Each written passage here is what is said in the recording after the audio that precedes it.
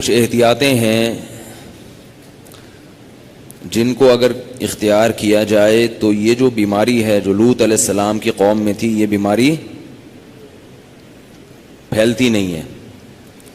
اس میں سب سے بڑی ذمہ داری ہے بچوں کے والدین کی، کیونکہ بچے تو بچے ہوتے ہیں۔ والد کو چاہیے کہ اپنے چھوٹے بچے کو جب بھی کہیں لے کر جائیں تو اپنے ساتھ رکھیں، اگر وہ کہیں کھیلتا بھی ہے تو اس پہ نگرانی رکھیں کہ وہ بڑوں میں نہ کھیلے۔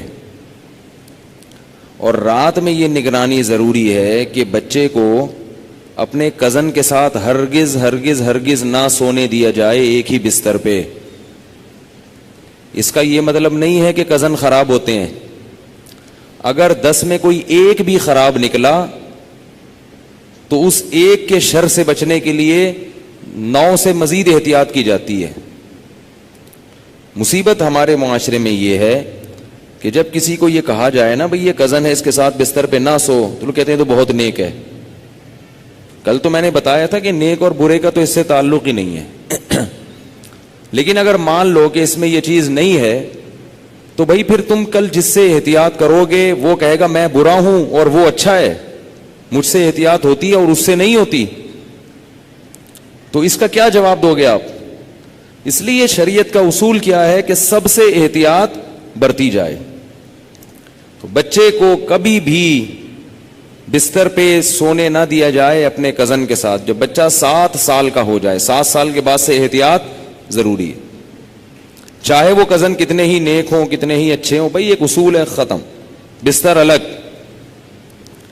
اسی طرح بچہ اپنے سگے بھائی کے ساتھ تو سو سکتا ہے مگر بہن کے ساتھ نہیں سو سکتا۔ 7 سال کے بعد بیٹا باپ کے ساتھ تو سوئے، ماں کے ساتھ ایک بستر پہ نہیں سوئے گا۔ بیٹی ماں کے ساتھ تو سوئے گی، باپ کے ساتھ ایک بستر پہ نہیں سوئے گی۔ بات آ رہی ہے سمجھ میں؟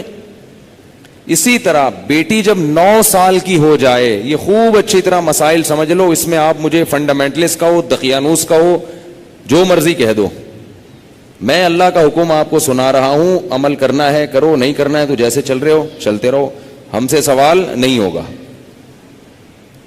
بہت بے احتیاطیاں ہوتی ہیں، ہم لوگ ہندو نہیں ہیں، عیسائی نہیں ہیں، مسلمان بننا ہے تو تمیز سے بنو بھائی، نہیں بننا ہے تو پھر انگریزوں کے کلچر کو فالو کرو، وہ بہت ایڈوانس جا رہے ہیں آج کل۔ بار بار کہتا ہوں یہ کیا نہ ادھر کے نہ ادھر کے۔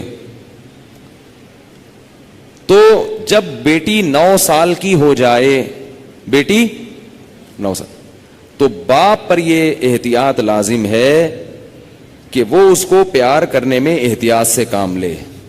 بہتر یہ ہے کہ اپنی باڈی کو اس کی باڈی سے دور رکھے۔ پیار کرنا ہو سر پہ ہاتھ رکھے، بیٹی سر پہ پیار کرے، گالوں پہ یا ہونٹ پہ پیار نہ کرے۔ 9 سال کی بچی ہو، احتیاط کرے اس سے،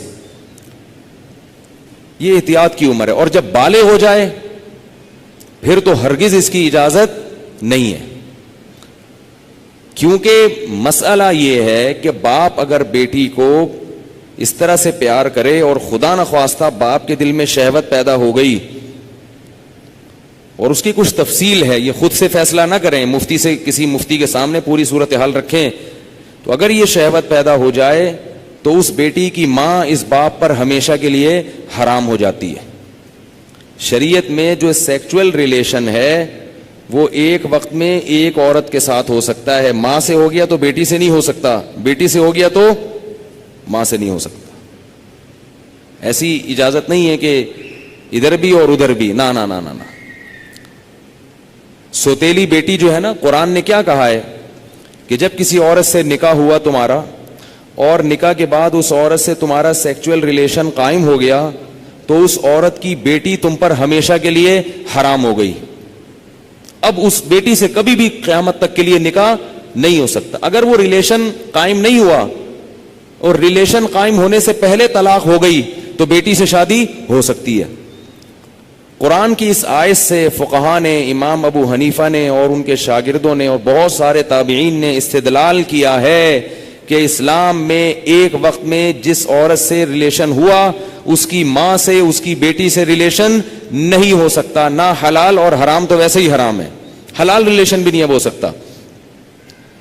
کسی عورت سے جب ریلیشن ہو گیا تو بیٹی سے اب حلال شادی بھی نہیں ہو سکتی, قرآن نے منع کر دیا. کسی عورت سے اگر خدا نخواستہ زنا ہو گیا, اب اس عورت سے تو شادی ہو سکتی ہے, اس کی ماں سے یا اس کی بیٹی سے شادی نہیں ہو سکتی. خوب سمجھ لیں یہ مسئلہ اچھی طرح سے. اسی طرح یاد رکھو کہ اگر داماد نے خدا نخواستہ بہو کے سسر کے ساس کے ساتھ, داماد اور ساس میں کوئی ریلیشن ہوا سیکچول, کس میں؟ داماد میں اور ساس میں, تو یہ جو ساس کی بیٹی ہے یہ اس پر ہمیشہ کے لیے حرام ہو جائے گی. اسی طرح بہو میں اور سسر میں ہو گیا تو یہ بہو اپنے شوہر پہ ہمیشہ کے لیے حرام ہو جائے گی. بات آ رہی ہے سمجھ میں؟ اگر کہیں ایسا ہوا ہو تو خود سے فتویٰ نہ دے دیں, کسی مفتی کے سامنے باقاعدہ رکھیں. بعض لوگ خود مفتی بنتے ہیں, اس میں کچھ ڈیٹیل ہے مزید, وہ میں ڈیٹیل اگر بتاؤں گا تو بہت لمبی بات ہو جائے گی.